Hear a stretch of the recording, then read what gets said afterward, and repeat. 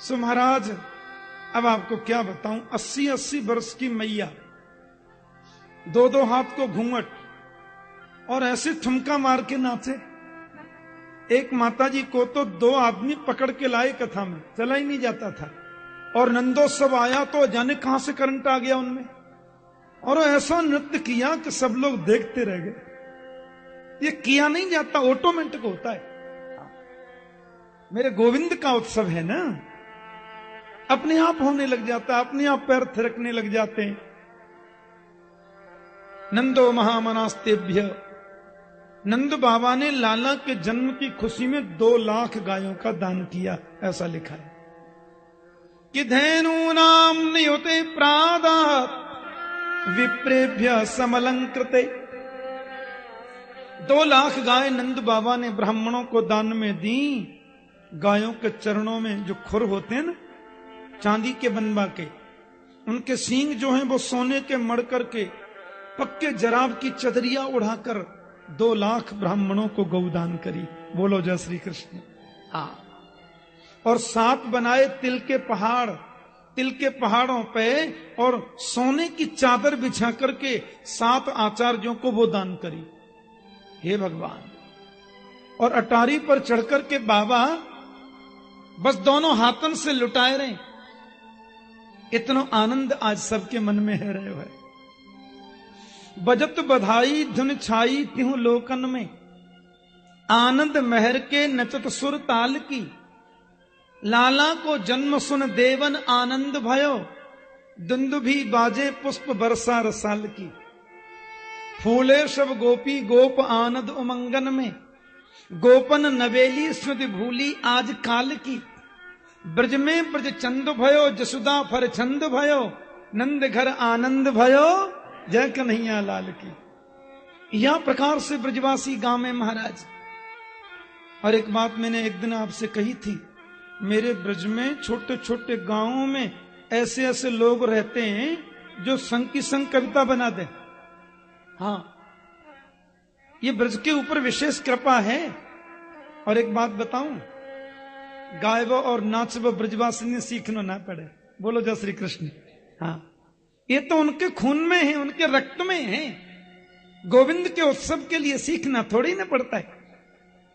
अब देखो, मेरे पास एक पर्चा आया है, ये हैं जमुना प्रसाद जी शर्मा एडवोकेट, ये वकील साहब है। उन्होंने, अब देखो ये एडवोकेट हैं, ब्रजभाषा की कविता लिख के भेजी नंदोत्सव की। मैंने कहा ये मैं जरूर सुनाऊंगा। उन्होंने लिखा है बड़ा सुंदर कि खोज खोज हार चुके जोगी और यतीन्द्र जाहे, पायो नहीं पार जाको श्रुत के विनोद में। निर्गुण निराकार अलख अनीह आज, नेत नेत कह के बखानो गयो मोद में। कृष्ण कवि व्यास सुख नारद महेश शेष, जाकी खोज लाख रवि भाजो फिरे मोद में। सोई ब्रह्म नंदजू के घर अवतार लियो, जग जाकी गोद में सो जसुदा की गोद में। है? देखो, जग जाकी गोद में सो यशोदा की गोद में। सारी दुनिया को अपनी गोद में खिलाए हुए बारो आज यशोदा मैया की गोद में खेल रहे हुए। भादो कृष्ण अष्टमी को कृष्ण को जन्म भयो, भादो कृष्ण अष्टमी को कृष्ण को जन्म भयो। जन्मत ही कंस को शंका भई काल की, कृष्ण को जन्म सुने सुख खुशी भये ग्वाल बाल। नंद ने खुशी में खूब वर्षा करी माल की। बोलो जय श्री कृष्ण। है? विप्र चहूं और सो आय के बधाई दे में, नंद और जसोदा दे में हाथी घोड़ा पाल की। यमुना कहे ग्वाल बाल खुशी है के गामे, सब नंद के आनंद भयो जय कन्हैया। देखो तो महाराज ये आनंद की बात है। नंद घर आनंद भयो जय कन्हैया, हाथी धीने घोड़ा दीने और दीनी। बालकन को हाथी घोड़ा बूढ़ेन को पालकी, और बालकन को लाडू पेड़ा बूढ़ेन को लापसी। बोलो जय श्री कृष्ण। हाँ, अब दाते ही ना तो लड़ुआ काते खाएंगे, तो उनके लिए व्यवस्था कर दे लापसी की। हाँ, और देखो एक विचित्र बात, भूल गए गोपी ग्रह गोपिकान भूल गए, हुलसी मचाई रत प्रेम सरसाई में, दूध दही घृत की कीच मची गैलन में, कीचन दे सबे पगे आनंद बधाई में, छोटी सुट चोटी कछोटी कर मोटी भई। जो दुबली पतली है ना वो लाला के जन्म के खुशी में मोटे है गए, और जो बहुत मोटे हैं वो धक्का मुक्की में लेवल में आ गए। बोलो जय श्री कृष्ण। हाँ, छोसी सुट छोटी कचोटी कर मोटी भई, और फैल गई तोंद बड़े मोद की अवाई में, राजी दिल मोहन बिहस में बिहस नंद, आज नाचे आनंद सो कन्हाई की बधाई में। ऐसो आनंद सब ब्रजवासी लोग मनाए रहे, इतनी सब आनंद की वर्षा भई है। अब तो महाराज आज हो नई बात सुनी आई, सूरदासी कह रहे हैं आज हो नई बात सुनी आई, मेहर जसोदा लाला जायो आंगन बजत बधाई, द्वारे भीड़ गोप गोपिन की बरनो कहां लो बढ़ाई,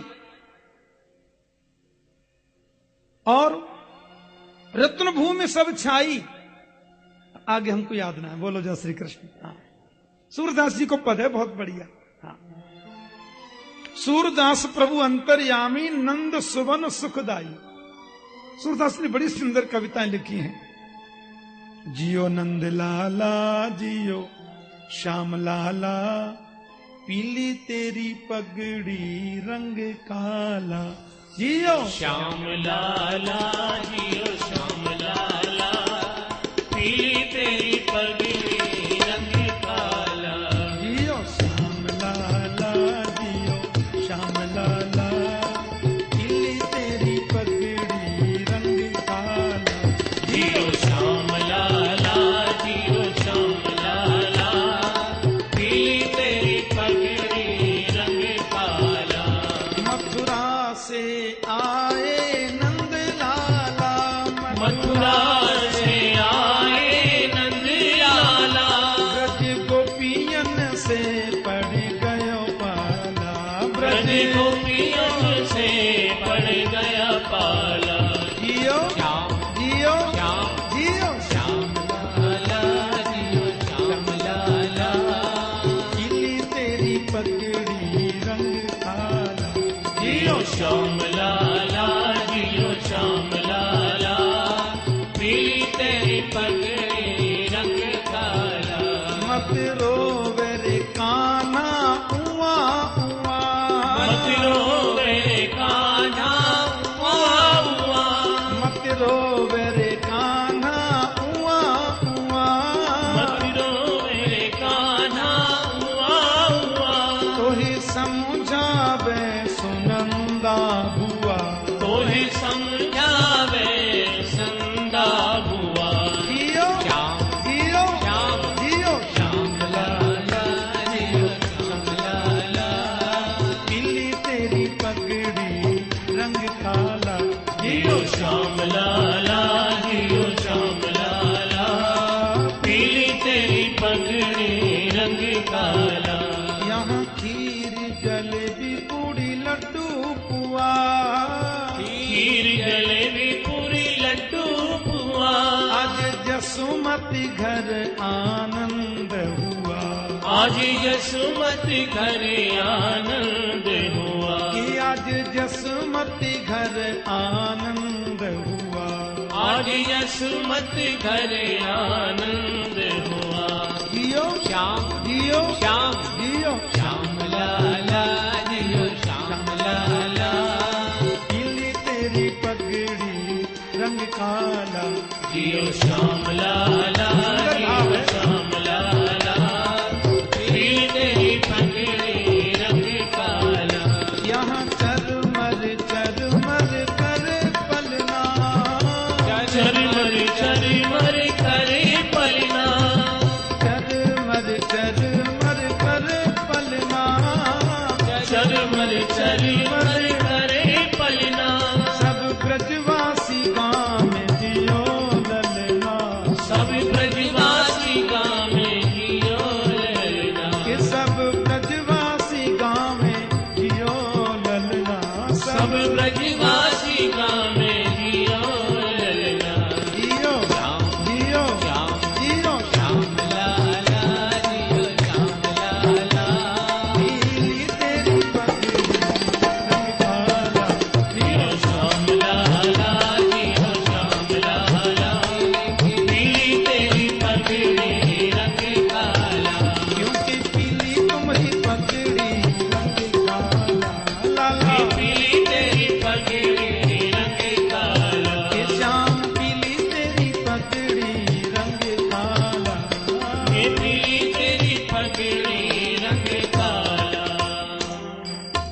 गोपी आई गई और लाला को दर्शन कर रही हैं।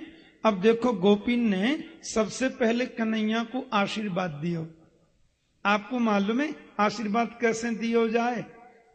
देनो तो यूं चाहिए, नंदरानी हमारो बहुत आशीर्वाद है, आपको लाला हजारें बरस तक जीवे। पर ऐसे नहीं, उनके मुंह से कछु और ही निकल गए। गोपियां बोल तो रही कि 1000 बरस तक आपका लाला जीवे, लेकिन निकल गया कुछ और।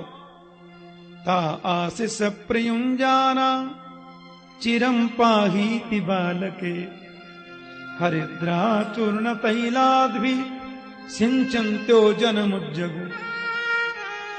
आशीर्वाद दे रही है नदरानी, हमारो आशीर्वाद है आपको लाला हजारें बरस तक हमारो पालन करे। कहना था जीवे, और बोल रही है आपको लाला हजारें बरस तक हमारो पालन करे, हमारी रक्षा करे। चिरम पाहीति बालके, हे भगवान, असली बात निकल गई मुंह से। और हरिद्रा चूर्ण तैलाद भी सिंचन्त्यो जनमुज्जगु, हल्दी पीस करके दही में मिलाई और एक दूसरे के ऊपर सींच रहे। इतना आनंद मनाने, एक बड़े बड़े तालाब बना लिए दही के। हाँ, दही के तालाब बन गए, उनमें हल्दी पीस करके डाल दी, नहीं थोड़ा तेल भी डाल दिया। हरिद्रा चूर्ण तैलाद भी। अब कल के दिन तो मैंने कहा था ना सब पीले पीले पहन के आना, तो आप लोग सब पीले धारण करके आए थे। मैंने भी पीली बगलबंदी पहनी थी। अब कोई गलती से व्हाइट पहनकर आ गए उस दिन। क्या हुआ कि जो व्हाइट पहन करके आए, जो सफेद पहन के आए ब्रजवासी क्या करें मालूम है? वहां के हाथ पामन को पकड़ के और दही के तालाब में फेंक दे। बम मिली भैया हल्दी, तालाब में डूबते समय व्हाइट है और निकल रहे हैं येलो। बोलो जय श्री कृष्ण। पीले होकर के निकल रहे, एक दूसरे पर छींट रहे। और बाबा तो महाराज इतने आनंद में आज भर गए। ये नंद महोत्सव के 18 मंत्र हैं, ध्यान देना।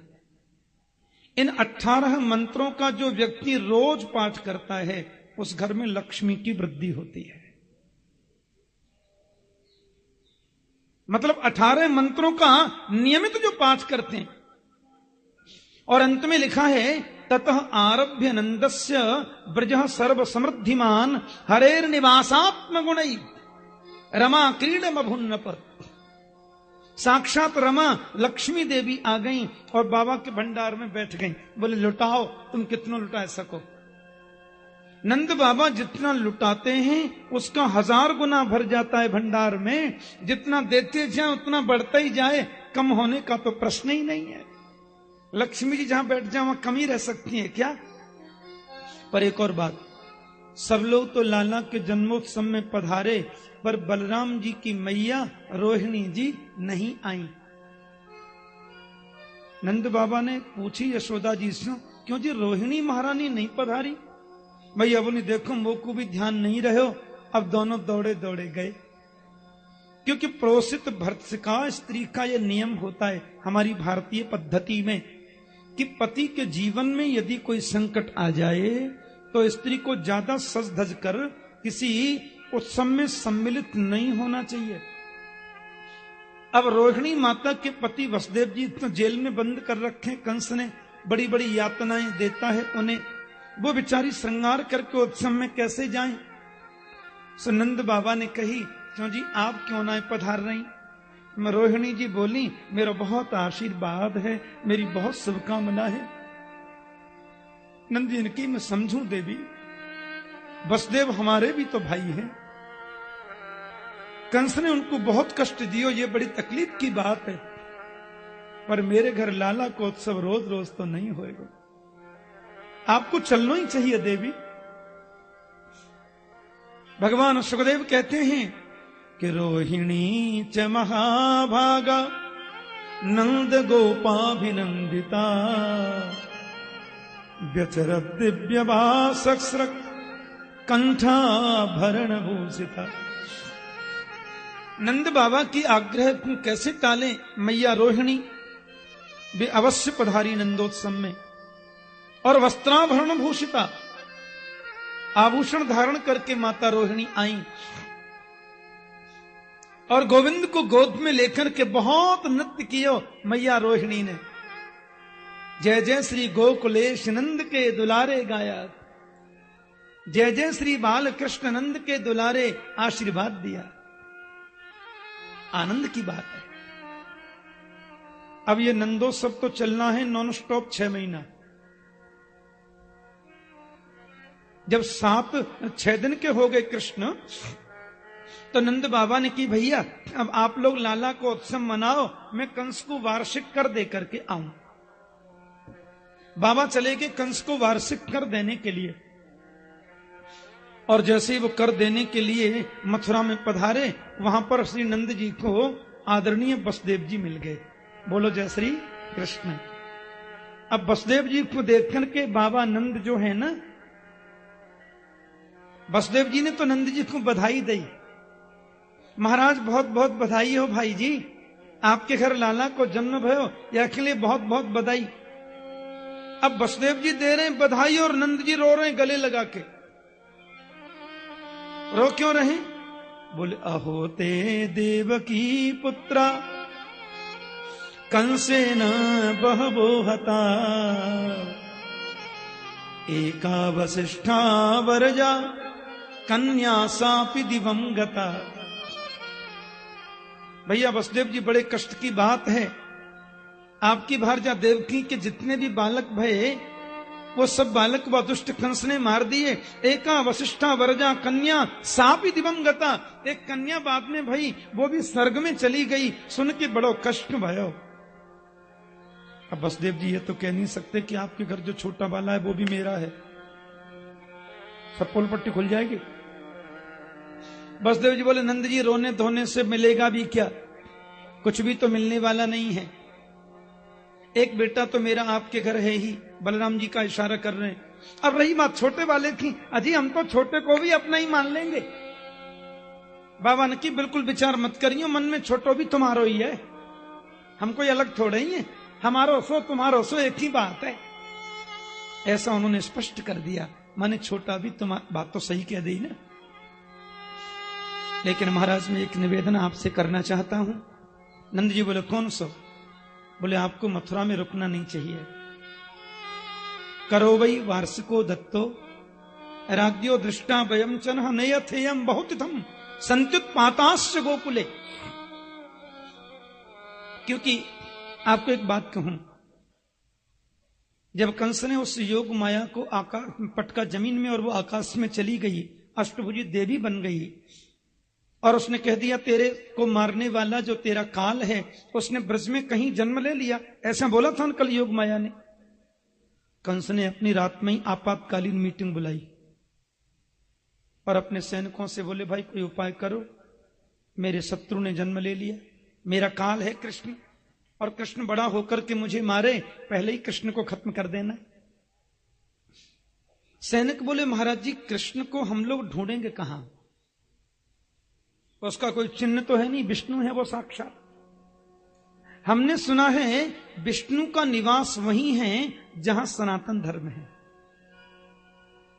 और सनातन धर्म कहां है? जहां गौ ब्राह्मण संतों की सेवा। इसलिए कृष्ण विष्णु को ढूंढने का बस एक ही तरीका है। क्या?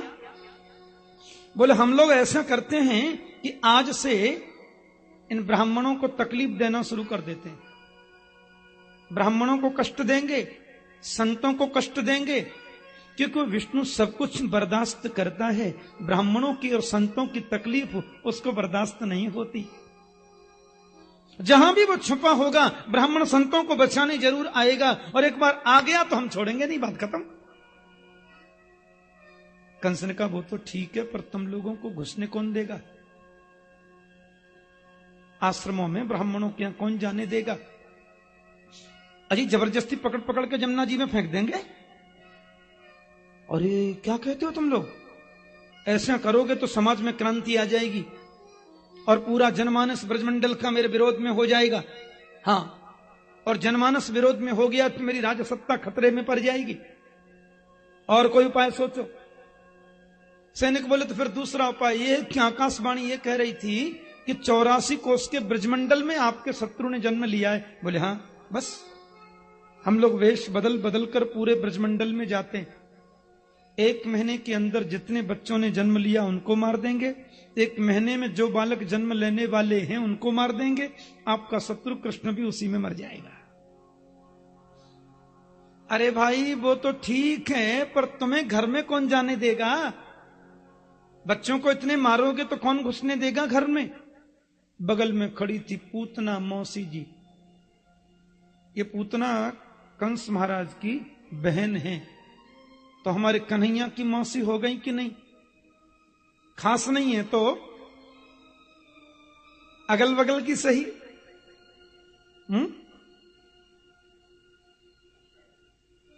पूतना बोली मैं जाऊंगी मारने, अपने दोनों स्तनों में जहर लगा के जाऊंगी, कृष्ण को गोदी में लेकर के उसको अपना स्तन पिला दूंगी, 1 बूंद जहर उसके मुंह में चला जाएगा, तुरंत मर जाएगा, आकाश में उड़ जाऊंगी, मुझे कोई पकड़ नहीं सकता।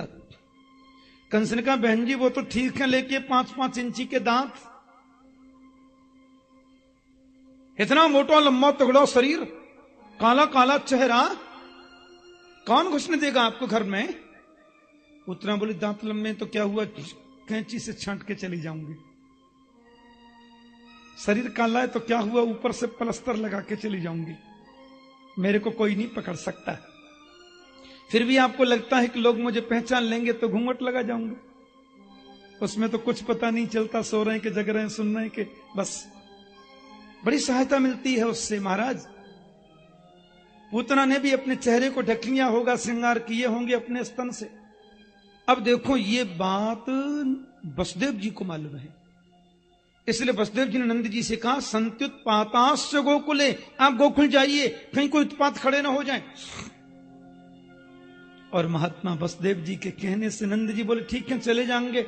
ने लाला कितना ही हमने खिलौना एक सुनार के यहां पे डारे बनबे काजे, अब उन खिलौना को लेके जाएंगे। नंद बाबा तो मथुरा में रुक गए और पूतना गोकुल में पहुंच गई। पूतना बोली जरूर यहीं पर कृष्ण होगा। हमारे ब्रजमंडल के जो गांव है ना, आहा, सच्चे भोले ब्रजवासी तो ब्रज की और गांवों में वास करते हैं, शहरों में तो थोड़ा खिचड़ी हो गई है, बोलो जय श्री कृष्ण। लेकिन जो पक्का खांटी ब्रजवासी है, जिसमें भोलापन है, उसका दर्शन करना है तो ब्रजमंडल के छोटे छोटे गांवों में देखो, हाँ कितना प्यार बरसता है। कोई नए कपड़े पहन के जाए तो लोग छत पे खड़े होकर देख लें, कहां से आयो, काई को आयो, कौन है भैया। वाणी में प्यार बरसता है। एक बार 84 कोस की परिक्रमा देने मेरे गुरुदेव पधारे। संतों की परिक्रमा चल रही थी। मैं बाहर से आया तो पता चला कि गुरुजी परिक्रमा में गए, अभी बरसाने के पास है परिक्रमा। तो मैंने कहा चलो दर्शन कर। मैं संतों के 2 दिन को आया था। मैं जब गया तो वहां बरसाने के पास किसी गांव के सरपंच ने पूरे संतों का भंडारा अपने घर दिया। तो मैंने देखा कि वहां परिक्रमा में एक परमहंस जी महात्मा थे, परमहंस, और वो नमक भी नहीं खाते, मिर्च भी नहीं खाते, दूध दही भी नहीं खाते पीते, खाली रूखी रोटी पानी में गला के खाते थे। बेचारे गांव के सरपंच ने बड़ी खीर पूड़ी रबड़ी बड़ी व्यवस्था करी थी, चकाचक भोजन बनवाया था। सब संतों की मनौती कर करके खिला रहा था, बाबा आप ये खाओ, बाबा आप ये पाओ। लेकिन वो परमहंस जी से बोले बाबा आप, तो परमहंस जी हर बात में बोलते हैं अपने राम को नहीं चलेगा, जैसे कहते हैं हम भोजन नहीं कर सकते, तो संतों की भाषा। सरपंच बोले बाबा खीर पूड़ी खा लो, बोले अपने राम को नहीं चलेगा। अरे महाराज तो दाल भात खा ले, अपने राम को नहीं चलेगा। अरे बाबा तो बेजर की रोटी बनवा दूं, बिन्ने खा ले, बोले अपने राम को नहीं चलेगा। अरे महाराज तो अधोटा दूध पी ले, बोले अपने राम को नहीं चलेगा। तो महाराज फिर दही की लस्सी बनवा दूं, बाय पी ले, नहीं अपने राम को नहीं चलेगा। तो महाराज जी तुम चाहो तो चना की, बेझर की, मक्का की, बाजरे की रोटी बनवा दूं? बोले नहीं, अपने राम को नहीं चलेगा। अरे महाराज तो दाल बाटी चूरमा बनवा दूं, बिन्ने खा ले? बोले नहीं, अपने राम को नहीं चलेगा। अरे महाराज तो फिर कढ़ी भात खा ले? बोले अपने राम को नहीं चलेगा। तो बोले फिर नेक जहरे ही खा ले। घंटा भरते मगज मार रहे हैं, बोले ही ना है अपने राम को। काय को आयो हमारे यहां? दाल भात भी ना खावे, कड़ी भात भी ना खावे, खीर पूड़ी भी ना खावे, तो फिर नेक जहरी खा ले? बड़ो बनो बाबा जी, बोलो जय श्री कृष्ण। महाराज बोले नहीं नहीं ब्रजवासी जी, आप समझो, मैं ये कह रहा था कि मैं नमक मिर्ची मीठा कुछ नहीं खाता, मैं तो खाली रूखी रोटी पानी में गला के खाता हूं, वही मेरा भोजन है। अरे बाबा, तो हम 2 घंटा से रामायण पढ़ रहे हैं, पहले चोना बताई कि मैं अलोनी रोटी खाऊंगा। बोलंत हेला वचनंत गारी है? दिल में कितना प्यार है, लेकिन भाषा में ऐसा लगता है लड़ने का। इसी प्यार ने तो गोविंद को इनका बना दिया। बड़ा भाव है ब्रजमंडल में। छत पे खड़े होकर देखेंगे, भैया नए कपड़े मारो, कौन आयो? हाँ, अब तो महाराज माता यशोदा के पास पहुंच गई पूतना। एक सखा बोले कौन है भैया, जो तो भीतर ही घुसी चली जावे। दूसरा बोले तू ना जाने, यशोदा मैया की बचपन की सहेली होगी, रास्ता छोड़ दो। किसी ने रोका ही नहीं, सीधी चली गई भीतर। मैया बोली आओ बहना, कहां से आई? आपने देखा होगा हमारे ब्रज में वो जो युवती स्त्रियां होती हैं ना, वो बूढ़ी माताओं के जो प्रणाम करती हैं ना, ऐसे प्रणाम थोड़ी करती हैं, वो घोंटू से नीचे तक 10-5 बार ऐसे ऐसे दबाती हैं पैरों को। हाँ, मैंने देखा है। और जिनके पैर दबाती हैं वो फिर आशीर्वाद देती हैं। अब आशीर्वाद क्या देती हैं, या तो वो देने वाली मैया जाने या फिर ऊपर वाला कन्हैया जाने। उनके ओठ चलते तो मैंने देखे, वो बोलती क्या भगवान जाने, आशीर्वाद देती। हाँ, दूधन नहाओ, पूतन फलो, और जाने क्या क्या बहुत कुछ देती है आशीर्वाद। बोलो जय श्री कृष्ण। अब पूतना ने प्रणाम किया तो मैया बोली कहां से आई बहना? बोलो अजी आई कहां से? बात ये कि मेरे पतिदेव तो आशीर्वाद दे गए, मैंने सोची मैं काई को पीछे रहूं, सो मैं भी आई गई। मैया बोली देखो आपने मेरे पाम काई को छीन लिए, मुझे तो ऐसा लगे आप कोई ब्राह्मण परिवार से हैं, और ये अच्छी बात ना है, आपको तो आशीर्वाद चाहिए। देखो मेरो लाला थोड़े ही है, आप सबके आशीर्वाद सो भयो है। बुढ़ापे में कहूं लाला होए, आपने कृपा करी सो लाला भयो। बहन वो पलना में लाला सोए रहे है, मेरे घर अतिथि बहुत आए हैं ना, मैं थोड़ा अतिथि सत्कार करवे जाऊं, आप लाला को आशीर्वाद दे दो। उतना बोली आप तो प्रेम से अतिथि सत्कार करो, आशीर्वाद तो मैं दे ही दूंगी, और काय को आई हूं यहां पे। मैया ने विश्वास कर लिया और पूतना के ऊपर लाला को छोड़कर बाहर चली गई। भाई अतिथि, अब घर में अतिथि आते हैं तो उनका ध्यान रखना पड़ता है ना, समय पर सबको भोजन मिले, नाश्ता मिले, कोई तकलीफ न हो। पूतना ने सत्कार स्वीकारा और अंदर चली गई, मैया चली गई बाहर। और जैसे ही पूतना पलना के पास में आई, महाराज बा ने अपने चेहरे से साड़ी का पल्ला हटाया, और जैसे ही कन्हैया को देखने लगी, 7 दिन के कृष्ण ने पूतना मौसी का चेहरा जैसी देखा, सो अपनी आंखें बंद कर